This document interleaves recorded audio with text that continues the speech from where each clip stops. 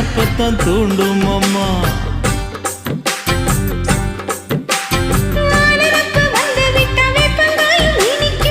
நினப்பு போய்விட்டா செங்கரும்பும் கசக்கும். கோபுரத்தை கட்டி வைக்கவா தலைவன கலசம வணங்கிடவா.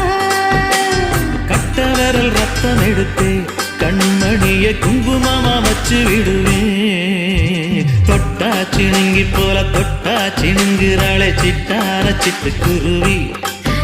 என்ன விட்டா போதும் முன்னு சிட்டா பறக்குறாளே குத்தால தொட்டு மருவி.